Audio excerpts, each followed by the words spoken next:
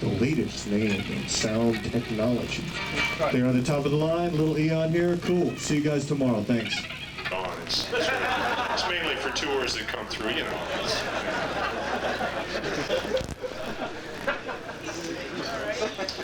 Well, I'd like to thank Jennifer for setting up my rack. It's great of you to come down like this, so I'll take over from here. Yeah. Ladies and gentlemen, I can remember Jennifer well when she was only about this big. How tall are you now? About the same. Yeah. Well, that's how far back we go. She was about this tall when I first met her and played guitar. So there you go. And that by way of introduction to someone that needs no introduction, ladies and gentlemen, Jennifer Batten.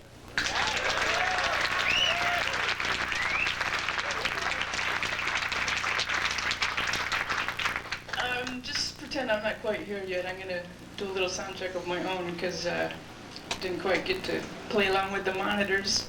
So just pretend she's not here. Talk amongst yourselves. With a guy that's turning 100 in a month, Nicholas Slanimsky. He conducted it. He's a Russian musicologist, composer. He's influenced people like John Coltrane and Joe Diorio. He wrote the Thesaurus of Scales and Melodic Patterns. That's how Joe got into the wide intervallic skips. He's a wacky guy. For his 98th and 99th birthdays, I threw him his first slumber parties with all my friends. Just a 98-year-old man and 6 girls. It was big fun. I think we scared him the first year. He wasn't quite sure what he was supposed to do, but he fell asleep around 2. It was great. I also did this video with 100,000 live honeybees. There's a guy named Norm Gary that's a bee scientist out of UC Davis. And he does all the horror bee movies, or all the bee scenes you've probably seen in any movies, like Fried Green Tomatoes. Anytime you see somebody putting their hand in a hive, Norm Gary's probably the guy that's behind it. I saw him on Johnny Carson one night playing clarinet covered with bees. Can you imagine that, having bees on your face and trying to play clarinet at the same time? And I knew I was going to be shooting a video for this song, so I called him up. I said, man, I got to get some bees. How much does it cost? And it just happened he was going to be in LA the next month doing another horror bee movie. And I lucked out. See, he had 200,000 bees for that. Had them in the back of his van. And even though it was in the dead of winter, very cold outside, bees create a lot of energy. And it was so hot in the van that he had to open up the windows. Can you imagine a policeman stopping him, having all those bees flying around inside? And it worked out that he didn't have a place to store them the day before my shoot. So I said, well, put them in my backyard. I have a big backyard. So he pulls up with his van full of bees about 2:30, right when the kids let out from school, and we're passing by my property, and I just started thinking of all the lawsuits coming up from having kids with welts on their faces and stuff. But I was the only one that got stung that day. I ended up with 2 stings out of 100,000. That wasn't bad, but it was a hoot. Yeah. Oh, also on Nicholas's birthday, the 27th, there's going to be an hour-long film about his life on PBS. So be sure to catch that. He's a really fascinating, wacky guy, and I think the reason he lived to be 100 is dietary. He likes to drink beer and eat chocolate daily. Yes. Yes. That's cool. Here's some of the bees that were at the shoot.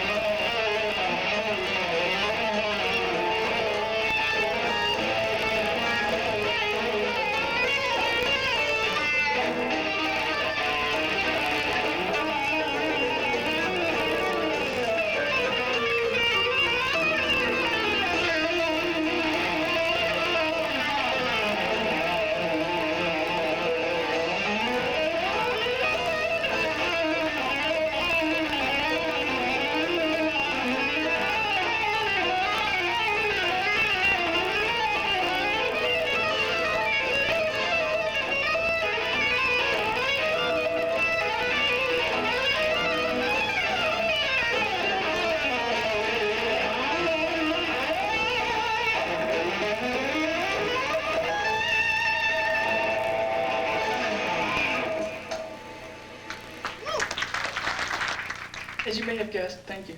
I'm going to be talking a little bit about the two-hand tapping technique today. I'm going to go through a bunch of songs from my record and a whole bunch of new demos that I've got that I'll be playing for the first time, so I brought my Depends, just in case. I got interested in the tapping thing when I was here at GIT. There was a guy in my class named Steve Lynch, who has since gone on to record 3 albums with a band called Autograph. And during the year, we used to get seminars like this. A guy named Emmett Chapman came and gave a seminar on his instrument he developed called the stick. If you're not familiar with that, it's just a big neck that's all touch sensitive, and there's no picking involved.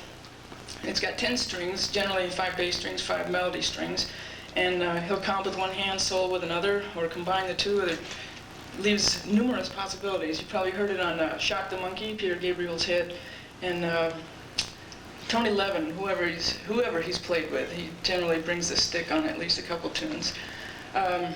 By the way, there's a great video that Peter put out. It's a live show with Tony Levin. It's just phenomenal. It's one of the best sounding live shows I've ever seen. Back to tapping. During the year, Steve Lynch saw the Emmett Chapman video, or live in person. English is a bitch. It's very confusing. And decided to start tapping. And this was actually simultaneous with the release of Van Halen 1. They both happened in 79. 78, 79 is when the tapping things started flowing out into the universe. Only neither of them were aware of each other. So Steve's technique started as a whole different concept as Van Halen's. Van Halen would tend to do one finger generally, pulled off to the others, and Steve got 3 fingers happening in the right hand. And I thought it just sounded so cool. I would check in with him every once in a while and see what he was up to. And after I left school, I still corresponded with him because I wanted to keep up with him. During the year, there was so much going on, I couldn't possibly add that along with all the other crap you guys have to do. It's like, I think I'll devote 12 hours a day to tapping now. So I waited till I got out of school. Eventually, he sent me a demo tape of stuff that he was working on, and it just floored me. It just sounded so fresh. And I tried to figure out what he was doing. And there were no books out at the time. I just used one finger and bashed the hell out of it. Got a blister on my finger, and it still sounded like crap anyway. So it wasn't really till his book, The Right Touch, came out. Now he's got 3 volumes that I understood that he was using 3 fingers of the right hand. So I tore through that book, learned everything in it, and then spent the next dozen years working on my own ideas with it. You can get intense speed with it when you throw the pick away. We'll have a mass pick burning at the end, by the way. We're going to have this big melted pile of picks. Because that's something, this was at a tempo of 200 beats a minute, which I could never, ever possibly pick, that kind of speed. So you'd be amazed what happens when you get rid of the thing. And if you need it, you can always store it here for later. If you're doing a long show, you might want to have 6 or 8 across there. Just a convenient place to store it. Another place I'll store it is in the index finger between the knuckles, and I still have 3 fingers left to tap with. And a lot of times it just ends up in my teeth. Not the most sanitary of means, but that's a convenient holding pattern. Let's see. There's just so much to talk about and so little brain cells. When I'm tapping, now I'm using 4 fingers of the right hand. This thing, the most popular question, what is this, is a string damper, and unfortunately nobody makes them anymore, so you have to get a custom one. I started out with a sock, which works very well, $2.95 at Sears. Get a nice terry cloth thing, tie it around the first flat, the first flat, for anybody from Sweden. First. Right, and that's the best dampener. Actually, the very best you can get is what I used when I recorded Play the Bumblebee in the studio. I had the producer, Michael Cimbello, hold my neck with his thumb. And it's the best damper you can get, but it's a little tough to take him everywhere you go. He's a busy guy. Second best is the sock, very cheap. This one is a modification of the Kleenex string damper. They used to advertise at the end of Guitar World in the classifieds. It's like $50. And I used to take those and modify them. I would go get piano string damper material, because it comes with foam rubber, which doesn't do the trick for me. So I went to a piano repair shop and put the piano damper felt there. And I also added a piece of metal out to the side, so I could flip it out of the way. And you'll see during some tunes, sometimes I'll have my left finger playing here and lift this out of the way with my right. And generally, I only lift it out of the way if I need open strings or harmonics. Otherwise, I keep it down, and it just keeps everything a lot quieter. A lot of times when the whole band is kicking in, you don't even realize when certain strings are ringing out until that horrible feedback comes back and everybody's pointing at you and laughing. Another thing, when I'm tapping with all the fingers, I tend to keep my right thumb gliding along the top of the board just for guidance. So when I first started, when I was doing top 40 and just started getting into the tapping thing, I'd go, okay, I'll be playing along, and okay, I'm going to add a tap, and it would come from outer space, and 9 times out of 10, I would miss the string. So keep it as close as you can here. Just keep it comfortable. Like I always tell people to keep it like you're shaking hands with somebody. You never want to strain it. A lot of people start doing like this and trying to get it straight across the frets, which is very uncomfortable. And anytime, wow, I haven't talked for days, and look what happened. Anytime you strain your hands, you're a candidate for tendonitis or other hand problems. So keep it relaxed. I'm going to get into a tune called Giant Steps that off my record. Giant Steps be off my record. And this is the most intense one that I'll fry your brains with as far as theory and different ideas I use as far as using the two-hand technique. Now, I will explain it later.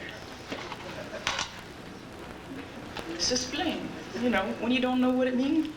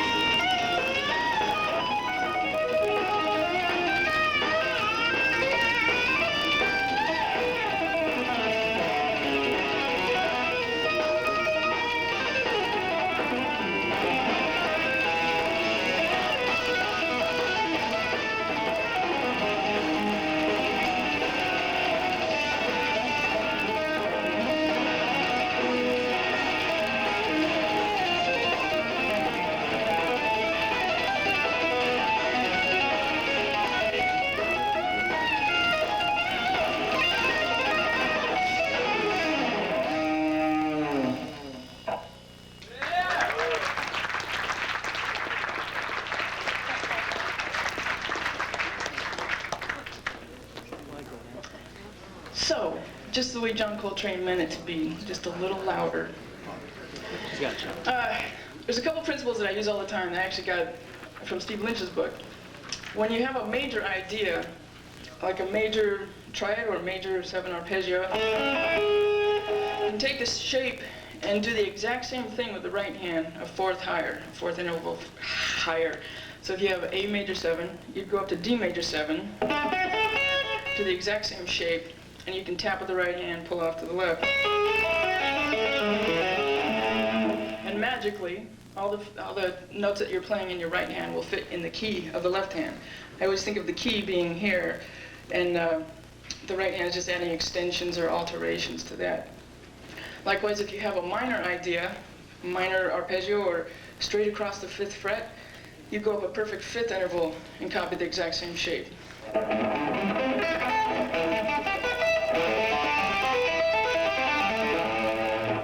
You can also go left to right. For some reason, it's a little harder. Sometimes it gets real awkward. Like then, it was really awkward. I was sweating. So, you can take, this will work for arpeggios and pentatonic scales. When you get into major minor scales, it gets a little hairy. And the bottom line is just figure out what notes you're playing with your right hand and see how it fits in the key that you're thinking. Sometimes it'll sound wacky, it'll sound real cool. Like if you have say an A7 dominant arpeggio on the left hand, take it up a flat 5, it sounds kind of wacky. Kind of ugly. Something you'd want to throw in Satin Doll at a wedding, maybe. Everything I'm doing right here, I'm going to play A minor pentatonic scale left hand. And E minor in the right. Everything I do is going to come out of those scales. And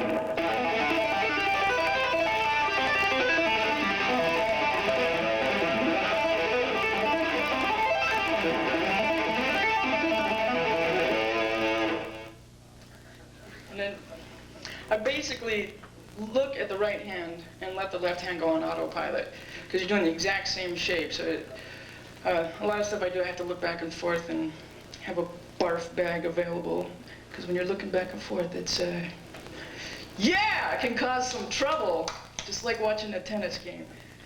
So with giant steps, every once in a while, did anybody know who Anthony Robbins is?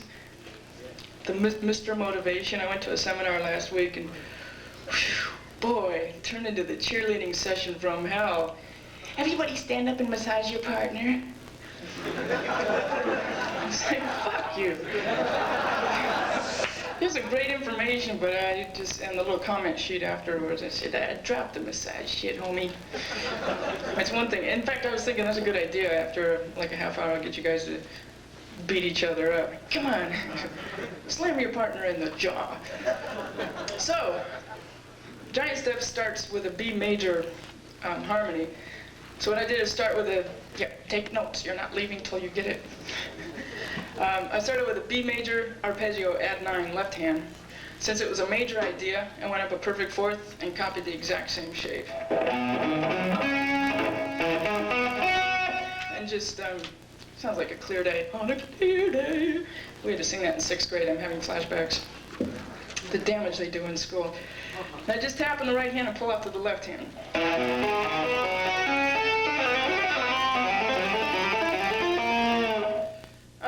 When I first got into this, Van Halen was just getting popular, and I tried to learn everything that was out there regarding tapping.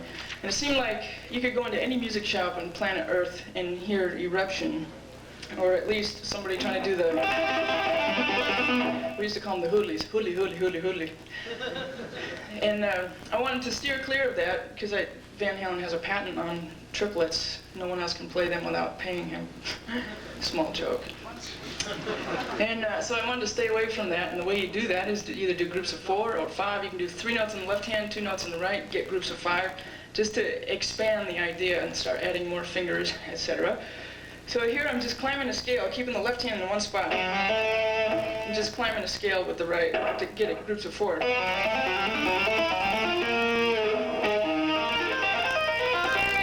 Sort of. Joe DiOrio is one of the gods of all gods. And Jeff Beck is the other. There's only 2. There's only room for 2. Joe DiOrio in the jazz world, rock in the Beck world, right. And another book I really got into was his book called Intervallic Designs, Modern 21st Century Intervallic Designs. That's a lot of syllables for 15 bucks. And so what I did with that book, I memorized it cover to cover, and I started taking ideas, his wide intervallic skips, and doing the exact same concept. If it's a major, I would go a 4th apart and copy the same shape. If it's a minor, I go a 5th. And, you know, if you have enough notes, you can get a deal on shrapnel.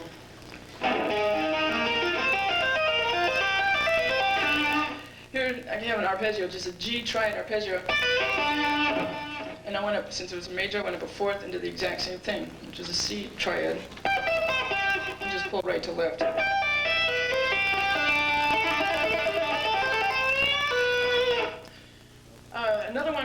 Another guy that was tapping about the same time as Van Halen was Randy Rhoads. And before Van Halen got signed, his brother used to make him turn his back to the audience so nobody knew what he was doing when he was tapping. But I think Randy was doing some gigs along with him, and he was backstage watching, because he came out with it in the first Ozzy records. And I noticed the main difference in a lot of this stuff is where Van Halen would tap, pull, and hammer. Randy would tend to do all pulls. So I just took that, put it in my bag of tricks, and it's mine. It's like Vanilla Ice. That song was mine. It's got one more note than Bowie's. Tell that to the lawyer, home skillet.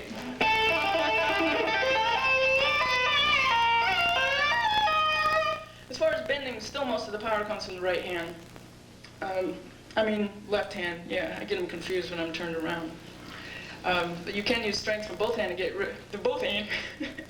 to get really high bends if you have a spare guitar hanging out, because you'll probably break a string. But still, the right hand is generally just going along for the ride, or to fine-tune the bends. The harmony is B major. Turn your tape over, come on. You don't want to miss this. B major. So I'm playing a B major pentatonic scale. And taking the next scale tone higher with the right hand. And a lot of what I did was just permutate. I was thinking, instead of doing the triplet, what else could I do? Here's another permutation. So I got a lot of permutations. That's why they're sending me away.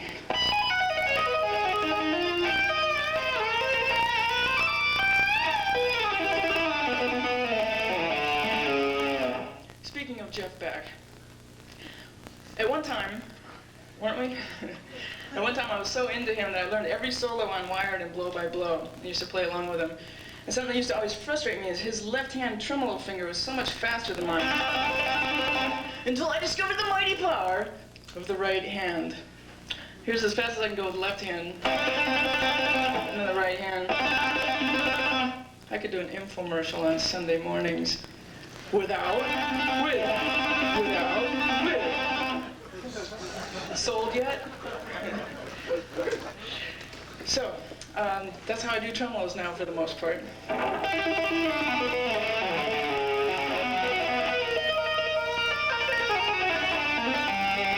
There are 3 kinds of chords in music: major, minor, and dominant. And all the freaks end up in the dominant category. The flat 9, sharp 9, flat 5, sharp 5, diminished, augmented, retarded, anything you can think of that you can't explain will end up in the dominant category. It's kind of a free-for-all. It's always easiest to explain. The only thing you don't want to get caught with is hanging on the major 7th. If you're playing like an A7, you don't want to be hanging on G sharp for too long, because people will laugh and point. I have to specify, you don't want to hang on it, because there's always somebody who says, wait a minute, you can play it as a passing 10. Okay? Fine, play it as a passing tone. I'm not coming to your gig. For D7, it's always a good sound. Instead of playing within the scale, I wanted to take it out a little bit, add some interest, so I played a whole tone scale on top of it. Here I am using the Van Halen triplets. That just cost me $10 right there. But I'm playing for an E flat major 7 harmony. I'm playing E flat major pentatonic across the strings, left hand. And then I'm grabbing the next scale tone higher, all the way across the strings, and doing the triplet.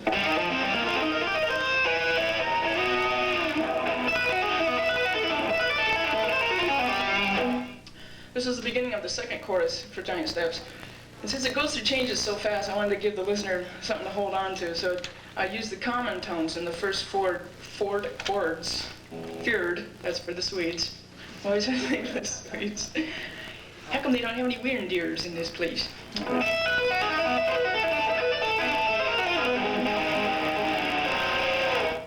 As far as harmonics, there's a bunch of different ways to get them. You can get the natural harmonics. Usually the easiest ones to get are 12th fret, 5th fret, 7th,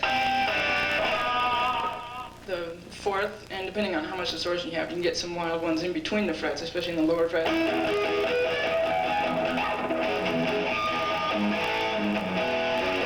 Name that tune. Speaking of Crazy Train, our band, The Immigrants, will be playing at the Randy Rhoads Benefit Wednesday. It's our first gig, so we're all going to wear diapers. We're only playing about 4 songs. I think we play about 10:30 or 11. Another way to get harmonics, so you can take a chord shape in the left hand and go up an octave from whatever shape you have and tap out the same shape an octave higher. You can also go up a 5th, and you'll get notes that are a 5th higher than the original tones. Or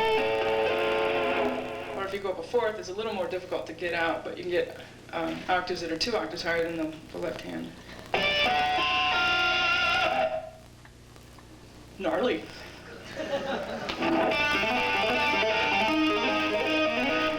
Here was permutating again, getting different ideas instead of doing the triplet.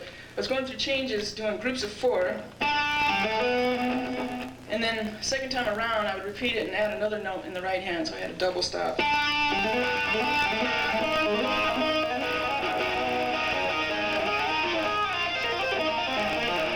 That's more of that Diorio stuff, just taking real wide intervallic skips, surrounding an E flat major 7 chord. Since it's major, I went up. Right, a perfect 4th. Wow. Exact same shape in the right hand and just pulled right to left.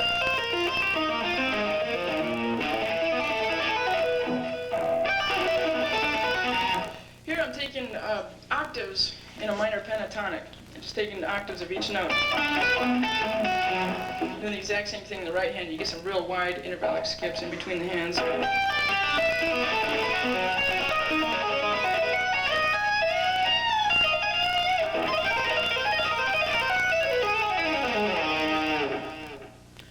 And that's that in a nutshell. That's that. And what's next? Cool. It's really scary up here, you guys. I've been doing clinics for a while, and I really got bored with my stuff, so I changed everything around, got a bunch of new tunes today, and I'm all excited. The next one is not a new tune, it's an older tune for me to lead. Yeah, here's your vocabulary word for the day. In Italy, when you're given a clinic, these are called ditas. Una dita, due dita. See, I do learn something when I go around the world. Stay home, that's what I learned. Yeah. This one's called Cruising the Nile, I hope, unless I wrote down the order wrong, which has happened before. I'm going to clean up the tone a little bit. Yeah. And, yeah. Yeah. Yeah.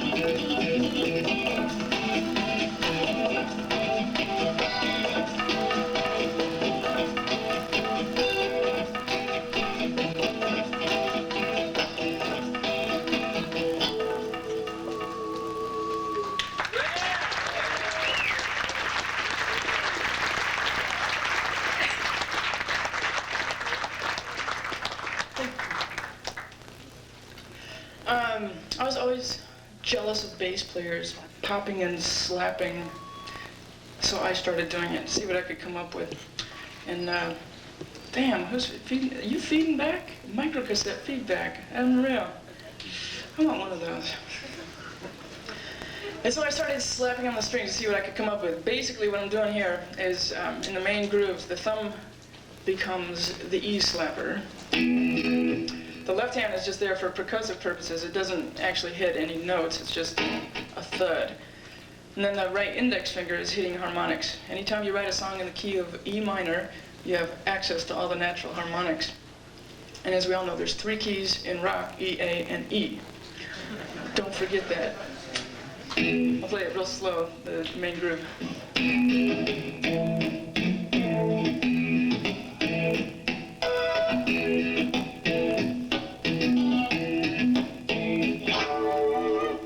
Flamenco riff, just that's all you can do with no fingernails. Stubby as we got.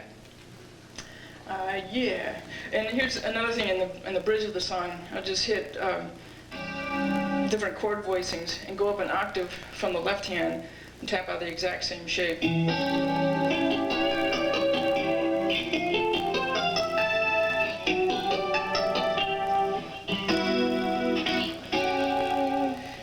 I got some wacky harmonics. Ted Green does this a lot, where he'll have a certain chord shape and not necessarily go up an octave, but go up different intervals and get harmonics coming out.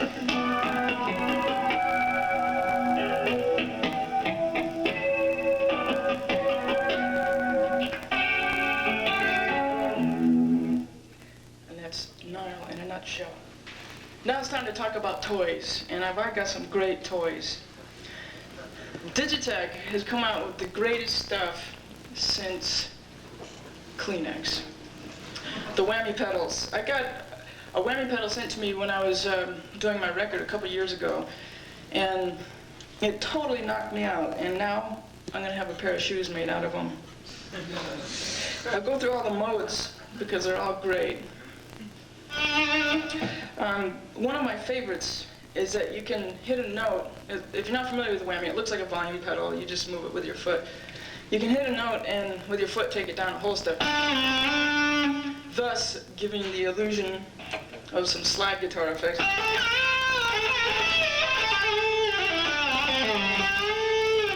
Slide guitar is something that I've always dug and would start and give up and start and give up so many times. Because you almost need a separate guitar to use slide, because you need to have action high enough that when you use the bottleneck, it doesn't hit the frets, and all the action on my guitars is pretty low, so needless to say, I got quite frustrated with a bottle on my finger, and now I don't need one. Also, what's cool about that is that it frees you up when you have 2 hands. When you have 2 hands, you can slide.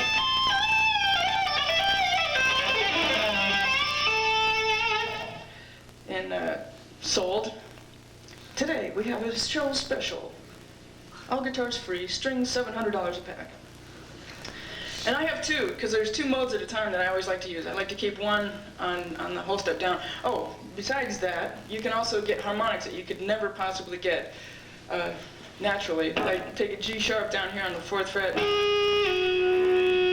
all of a sudden it becomes an F sharp. It's magic. Then you also have access to low D. not having to use the hip shot. Fantastic demo. Another mode that's one of my faves, I found a lot of things fine that I can do with it. This one will magically take a note up octave, that's the word.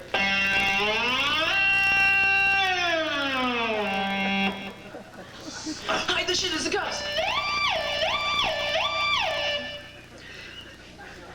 And one thing I noticed about this,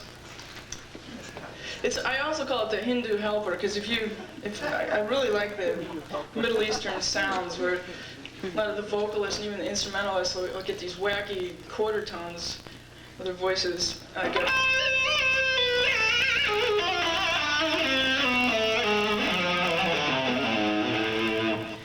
You feel kind of wacky just doing the twist up here, but that's what you have to do to get that shit happening. You should have seen when I was recording some of the stuff on the record. At one time, I had a 24-track recorder at my house with punch-in, punch-out pedals, and then I was using 2 whammies at the same time. Needless to say, I was sitting down, just it was rough. It's a bitch. And it also can sound like a cat. I was just messing around with one night saying, what can I do with this? Now, all I'm doing here is hitting an A chord and getting kind of a greasy sound, getting down towards the end of the pick and harmonics coming out, and stomping on the pedal to take the notes up an octave. And yeah. We'll get to cat fight in a minute. It also has a mode that'll go up 2 octaves for your dogs. I haven't found a lot of use for that one yet.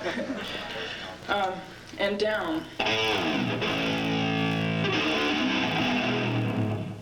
Which I love that. I love that. And also it has a whole slew of 50-50 mix harmonies with the real tone. You have access to one set of harmonies with one set of harmony with the foot like this and another with it like this.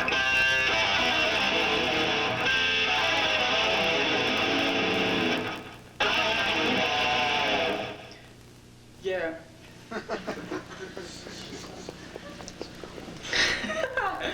Now, there's a song called Cat Fight.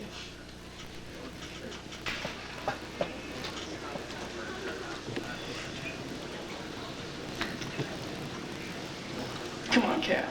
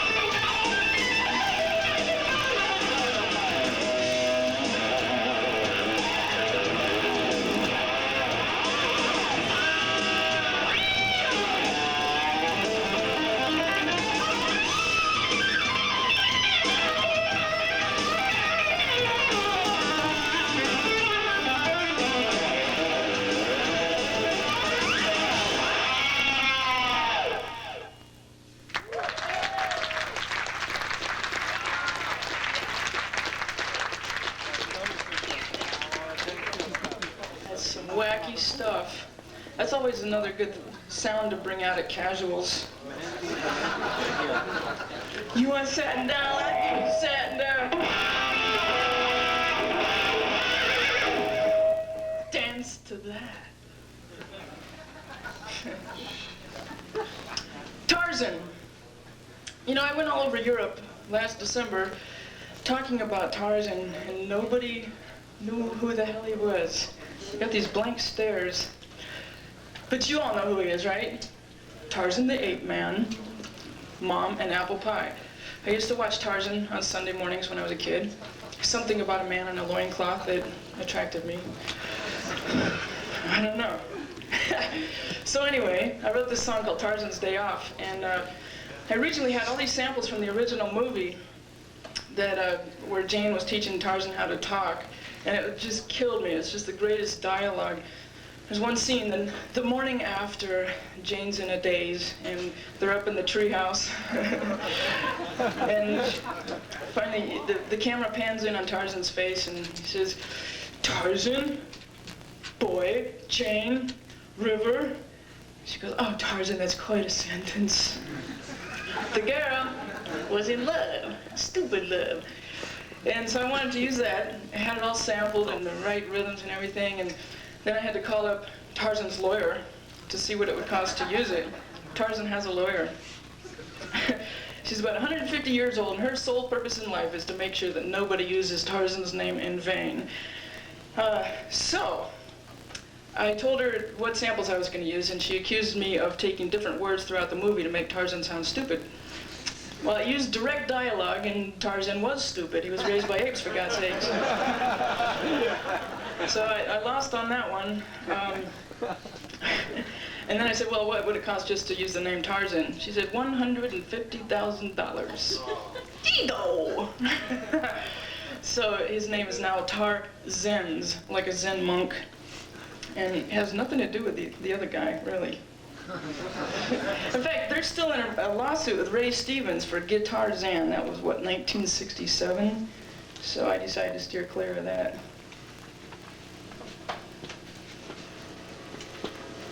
Oh, shit. Remember when I was talking about order? Speaking of Tarzan, there was always elephants in the movies. Here's a demo. Called Elephant Stomp, and that stomp that you just heard was a live elephant. It was actually coming out of the Digitech 2101, the other funnest toy in the world. It's their newest thing. It has a tube preamp. It has about 5 different kinds of tube distortion, and also every effect that you could possibly want. And the sound of the elephant, I think I'm going to rewind. I'm going to be real unprofessional and rewind, just so you can hear all 4 stomps, and I don't start like. It's just a ton of reverb, just hitting the string, so it just comes back all reverb. There they go, there's that elephant.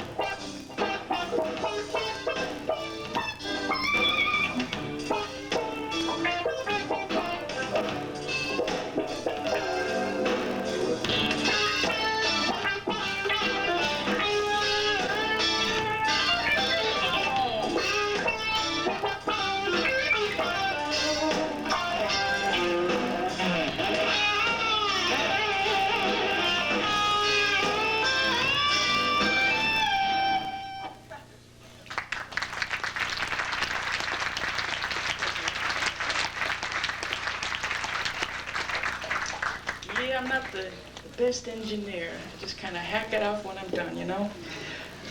Kind of like Lorraine Bobbitt. Hey! Finley. Ask her now. I told my guitar company I want to get a Lorraine Bobbitt guitar. It's got a picture of her on the side with a little caption coming out of her mouth going, I thought I was cooking. You got any Michael Jackson Nobody jokes? watched TV in this room, huh? Fine. No. Yeah, okay. Can't argue with that, you know?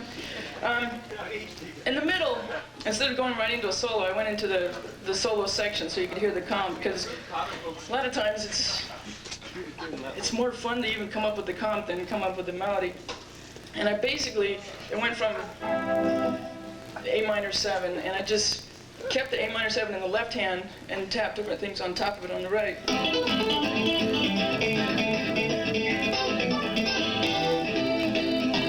Whatever I'm doing is still keeping the A minor harmony. Then the D7.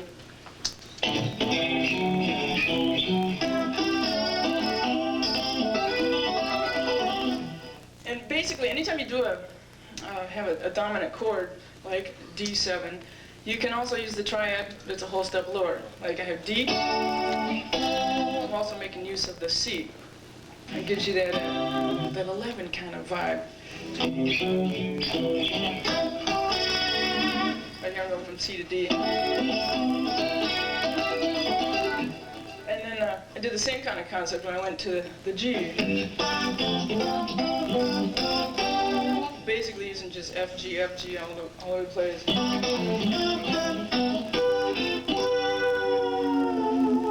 can drop the chord a whole step with the foot. The foot drop, they call that. Now, anybody heard of Tarzan? I think it's coming up. Yeah. The wah-wah. You know what? It's on its way. The 2101 comes, well, it doesn't come with. You buy a foot controller that's also got a, what do they call it? It's not a volume pedal, but it can be. Can be a wah-wah. Thank you, expression pedal, 10 points. You don't know your intervals, but you do know the toys that are out there. I love it. It does have an expression pedal so that you can control all kinds of stuff. There's a wah-wah thing in there that you can be able to control it with your foot. You program whatever the controller is to be for that preset. You can also control every parameter of everything. You can control how much delay comes in. If there's a certain slapback that you want in a certain part of the solo, you can just program it to kick in for that. Or program it so that a certain part you can be buried in reverb. And I made a call this morning and it's on its way, but it's not here yet. Speaking of Tarzan, at the end, any questions that you want, except for is he innocent or guilty, I'll be happy to answer.